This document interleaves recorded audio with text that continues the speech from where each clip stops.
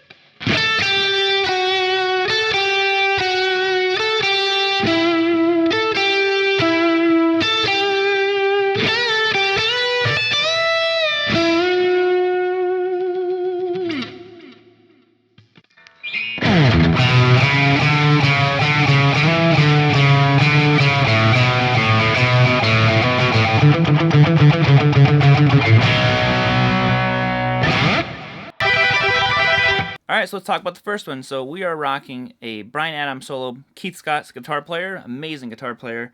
And this is to his song, Everything I Do It For You. Alright, I'll quit singing. It's very melodic, simple probably at first listen, but there's a lot happening. So it starts out right here. We're just going to 8 slide it to 10 on the G. And he really just rides this note out. Now, I think he uses a whammy bar. I don't have one on here right now, so I just kind of let my note slide down the fretboard, so I go. Then he goes back to 10. So he goes 10, 8, 6, so. Then I go to 8 on the D string, and back to that 6. But instead of going right back to it, he slides into it. So, like I said, it's all these little subtle things that make the big differences in solos.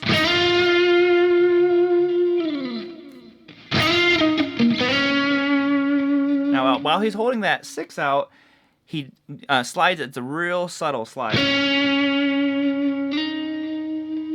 Okay, then he goes back to 8 on the D, and then 6 twice on the G. Then you're going to slide from 8 up to 10 on the G again. Then you're going to go to 9 on the B. So we have. So. Now you slide all the way back down to 6 because you can hear that big slide that he does. Okay, so we have.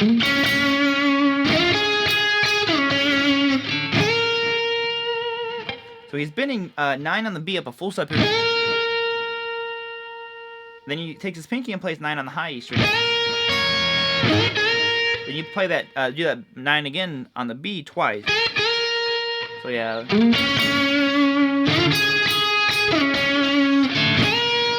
Sorry, don't bend sharp.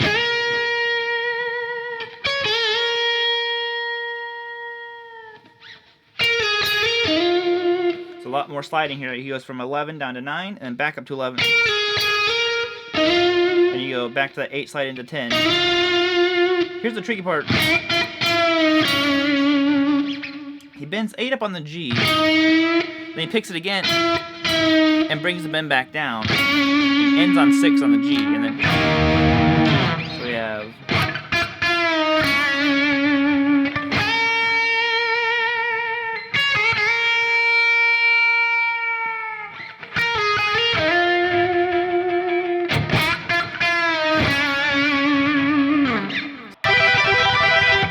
So on to our single string solo. Now a lot of times when people think of solos, they're always, you know, think of stuff like that.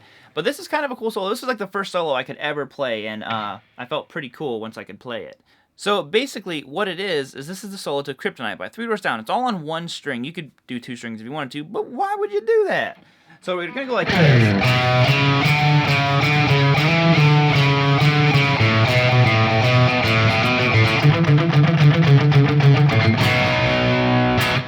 So basically it starts out on 2nd fret of the A string. Then you go to 4th fret on the A, then 5th fret. Then you go 4th, 5th again. So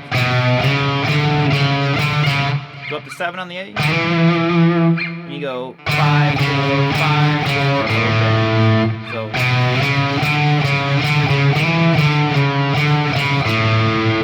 and then you're gonna go to 2 on the A, twice, open twice. Do it again. And you have a little muted section here. It goes 5, 7, 4 times. And you go 4, 5, 4 times. So like I said, the muting I think is cool because it changes the dynamic feel of what's happening in the solo. It's all been open, it's on the lower string so far, and now all of a sudden we throw this mute in here.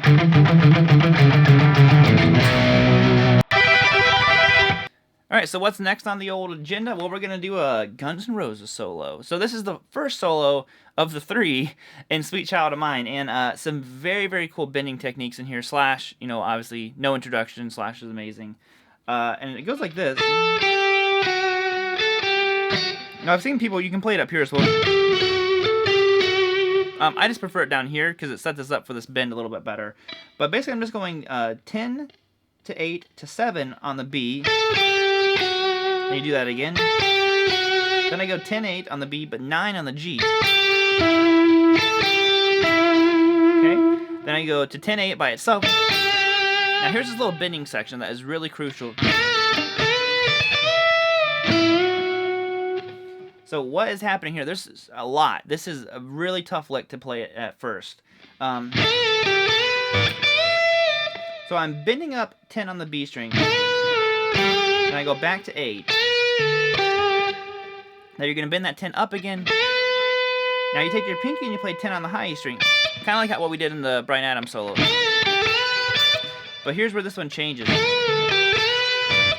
I'm bending with my pinky now that high E string up, and then let it come back down. So, and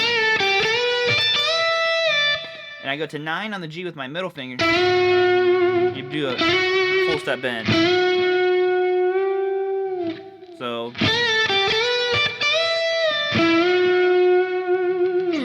that's the first solo that Slash does. It's actually my favorite of the 3 that are in that song, just because that one lick.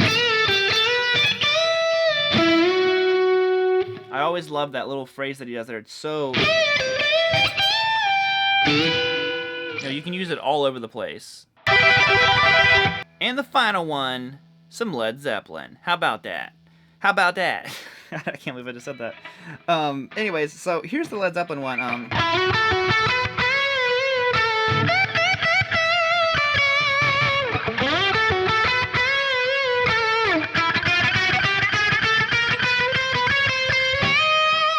Here's what's happening. So basically this is out of like A major pentatonic. I think I forgot to say the keys of the other solos, but you can find them by looking it up.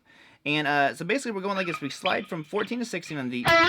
Then you're going to go 14 on the G, then back to 16 on the D.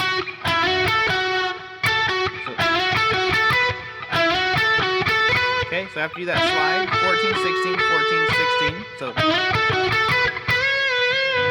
now I've been 16 up on the G, and you bend up, back down, back up, a little wave to it. Then you're going to go to that 14 on the G. Now here's the kind of a tricky little phrasing.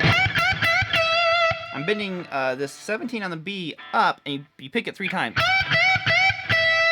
Then you go 15, 14 on the B. So.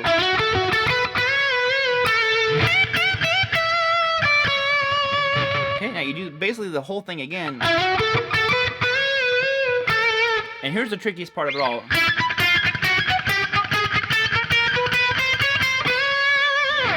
So what is happening here? Now basically you're gonna just all chromatic. You're playing 5.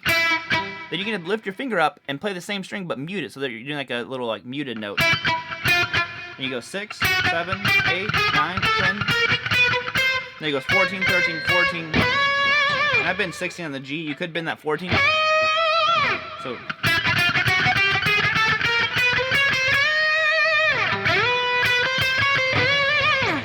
So lots of different ways to play this one. Very, very fun. Alrighty guys, that's gonna wrap it up for us here today. Like I said, make sure you check out my website for lesson packs. Hit the subscribe button. I post videos Monday, Wednesday, Friday, yo. And what's this? What? Another video? What? Another video? And a subscribe button. You should hit that subscribe button and then check out the other videos. I'll see you all later. Have a great rest of the day. Peace out, homies. And I will see you later.